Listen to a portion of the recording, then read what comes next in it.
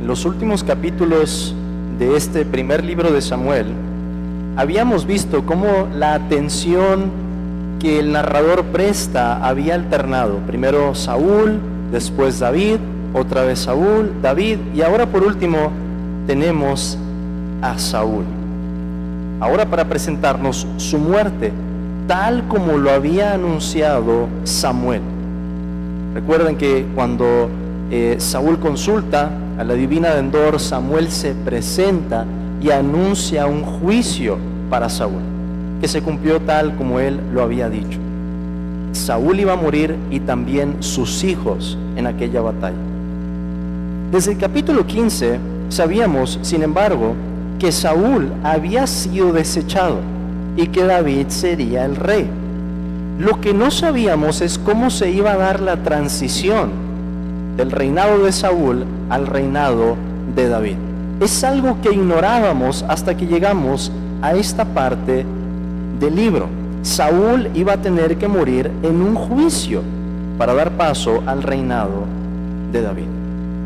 Y esta era una forma de transición muy impactante para Israel. Piensen en esto, hermanos. Saúl era su primer rey y moría de un modo vergonzoso sobre su propia espada.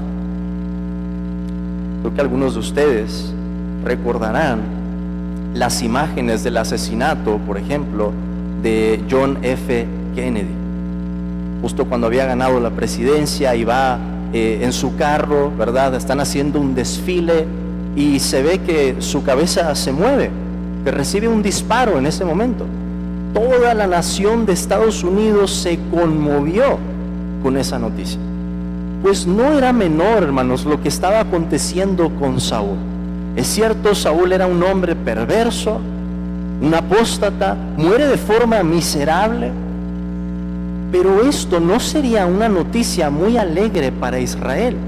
Más, hermanos, porque vemos en el pasaje que los filisteos van a llevar las buenas nuevas, el evangelio, ¿verdad?, de la destrucción, en el que están diciéndole al pueblo: hemos matado a Saúl, hemos vencido a Israel, y con Israel hemos vencido también a su Dios. Esa sería la manera en que hablarían los filisteos. Así que lo que encontramos en el pasaje y la forma en que podemos titularlo es una muerte sin gloria y una noticia semi-amarga. Una muerte sin gloria y una noticia semi-amarga. Digo que se trata de una muerte sin gloria porque se nos dice en muy pocas líneas, casi como si no tuviera importancia la persona de Saúl. Y esto nos recuerda, hermanos, lo que habíamos visto al principio del libro, en el cántico de Ana. Ana nos había dicho en ese cántico cómo es que Dios trata con las personas. Y Ana nos había dicho que aquellos que se enaltecen, ¿verdad?, se ensalzan, se exaltan a ellos mismos, Dios los va a derribar. Pero aquellos que se humillan a los pobres, Dios los va a enaltecer. Ecos de las palabras que Cristo utiliza, por supuesto, en el Evangelio, pero ya estaban en el cántico de Ana. Ana nos había dado la perspectiva por la que todo este libro iba a funcionar. Y de hecho, Dios mismo se lo había dicho también al sacerdote Elí, con estas palabras: yo honraré a los que me honran, y los que me desprecian serán tenidos en poco. Saúl despreció la voz de Dios y fue tenido en poco. Por eso es que su muerte se nos relata de esta manera. Vean por favor el versículo 2, primero de su familia y después de él. Y siguiendo los filisteos a Saúl y a sus hijos, mataron a Jonatán, a Abinadab y a Malquisúa, hijos de Saúl. Así, sin más, hermanos, sin detalle, cuando habíamos visto que Jonatán había sido instrumental para sostener a David, un hombre santo, un hombre muy distinto a su padre. Y ahí va toda la familia de Saúl. ¿Qué pasa con Saúl después? Arreció la batalla contra Saúl y le alcanzaron los flecheros y tuvo gran temor de ellos. Saúl se dio cuenta que ya no había para dónde huir. no había para dónde escapar. Y seguramente podemos pensar, él estaría recordando las palabras de Samuel en ese momento. Hermanos, una horrenda expectación del juicio de Dios. No había lugar a donde huir. La atención se pone ahora sobre Saúl. Saúl no quería ser torturado por los filisteos. Él sabía que iban a hacer un escarnio de él, y eso por supuesto incluía, hermanos, torturas que, digamos, algunas cosas que se practican en estos tiempos se quedan cortas a las cosas que sabían hacer los antiguos para infligir dolor a una persona. Y lo que hace Saúl en ese momento, cuando se da cuenta de que va a perder, que los flecheros están sobre él, que no hay a dónde huir, es matarse, echándose sobre su propia espada. Una muerte miserable que abre paso a una muerte eterna, tal como lo había anunciado Samuel. Así sin más, muere sin gloria el primer rey de Israel. El rey por el que había llorado tanto el pueblo, diciéndole a Samuel: Samuel, danos un rey como tienen todas las naciones. Y así fue Saúl, un rey como el que tenían todas las otras naciones. Y lo que pasa en esa batalla después es que Israel termina huyendo.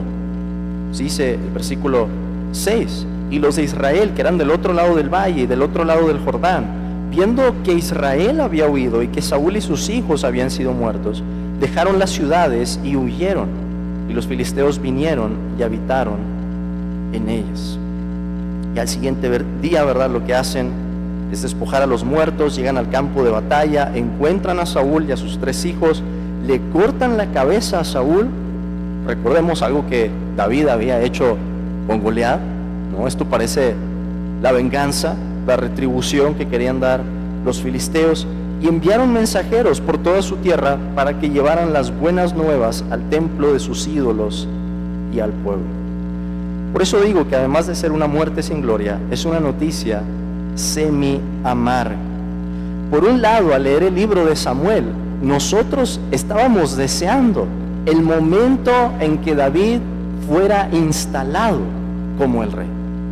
Y si somos honestos, hermanos, también deseábamos que hubiera justicia sobre la cabeza de Saúl, un hombre perverso que había perseguido a su propio siervo varias veces, que quería darle muerte. David lo había perdonado y Saúl insistía todavía más en querer destruir. Queremos que el bien triunfe, obviamente, no el mal, y produce cierta sensación de tranquilidad, de alegría, el ver que Saúl había sido juzgado. Pero no era una buena noticia del todo para Israel, porque la muerte de Saúl, aunque de un hombre perverso, sería causa de una blasfemia. De hecho, los filisteos, lo mismo que sería el caso de Israel, asociarían lo que pasaba en el campo de batalla con el favor que recibían de parte de Dios, o en el caso de los filisteos, de sus dioses. Entonces la manera en que ellos pensaban era esta: si estamos ganando en la batalla, nuestros dioses están triunfando sobre el Dios o los dioses de los otros pueblos. ¿Cuál sería la noticia entonces que correría por la tierra de Filistea? Hemos vencido a Israel, hemos derrotado a Jehová.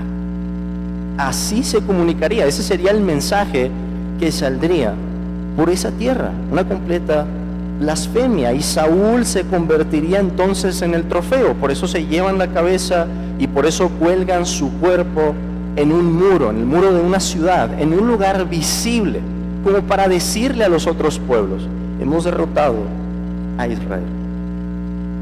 Por supuesto, vemos aquí que los de Jabes, que habían sido librados una vez por la mano de Saúl, parte de los filisteos, hacen aquí o realizan un acto heroico. Ellos entendían lo que esto significaba. Ellos sabían esta afrenta, sabían que esto sería un motivo de blasfemia para los enemigos de Dios, así que deciden en ese momento rescatar el cuerpo de Saúl y el de su familia. Se nos dice además que queman los cuerpos y sepultan sus huesos, dando así final a este primer libro. Un acto que va a ser premiado después por David, porque David entendía, hermanos, la importancia que tenía el oficio real, más allá de la persona de Saúl, lo que el rey representaba delante de Dios y del pueblo. ¿Qué aprendemos o qué podemos tomar a modo de aplicación de esta sección? En primer lugar, vemos que la palabra de Dios tiene cumplimiento. Tiene cumplimiento en sus promesas, porque Dios ya nos había dicho que iba a levantar a David. Y vimos que David estuvo a punto, hermanos, de ser encontrado por Saúl en lugares en los que David habría sido destruido. Pero Dios lo guardó. Pero además vemos que la palabra de Dios tiene cumplimiento en sus juicios. Desde el capítulo 15, desde que Saúl desobedeció y comienza esa carrera desenfrenada hacia la perdición, Dios había dicho que Saúl iba a recibir juicio de una u otra manera. Lo sabíamos desde el cántico de Ana, lo sabíamos en las palabras de Dios para Elí. Saúl comienza a menospreciar a Jehová y entonces esperábamos que le viniera un juicio, y en efecto se cumplió. Samuel terminó anunciándolo y así aconteció. Podemos alegrarnos por las promesas de Dios al ver que se cumplen, pero también podemos temblar a sus amenazas, porque tan ciertas como son sus promesas, es que Dios cumple sus amenazas de un castigo. En segundo lugar, observemos, hermanos, que Dios pone y quita reyes, y que en sus manos está el destino de las naciones. ¿Quién puso a Saúl? Dios lo puso. ¿Quién quitó a Saúl? Dios lo quitó. Israel podría pensar que no había manera de recuperarse de una situación tan trágica. El pensar que su primer rey había muerto de una manera vergonzosa y miserable, que había sido una causa para blasfemar el nombre del Señor para sus enemigos. Pero Dios ya tenía todo planeado y David sería rey. Si hubiéramos estado ahí, podríamos pensar que la esperanza de la nación pereció junto con Saúl, pero no es así. Dios era la gloria de Israel y no sus reyes. Por lo tanto, hermanos, cuando vemos el mundo a nuestro alrededor y parece desmoronarse y las naciones caen, recordemos que Dios sigue en control. Recordemos que Satanás no puede engañar más a las naciones. Y recordemos que estamos en la época en que el Evangelio seguirá avanzando, aún por medio del sufrimiento. Nuestro Señor lo prometió diciendo que las puertas del Hades no prevalecerán contra la iglesia. Y esto será así hasta que Cristo, nuestro Rey, venga para instalar un reino que está por encima de cualquier otro. Un reino de aquel del que Israel era apenas una pequeñita sombra. Hermanos, confiemos entonces que la historia, de la misma manera que va a continuar en el libro de Samuel, va a continuar en nuestro tiempo, hasta que Dios envíe de regreso a su Hijo Jesucristo y vengan por fin esos tiempos de refrigerio. Adoremos a nuestro Dios, hermanos, teniendo en mente esa esperanza. El bien triunfará, Cristo aplastará a todos sus enemigos debajo de sus pies y debajo de los nuestros, en unión con Él, y podremos ver ese reino bienaventurado, ese reino eterno en el que disfrutaremos de la paz y comunión con nuestro Dios. Celebremos, hermanos, esa realidad. Amén.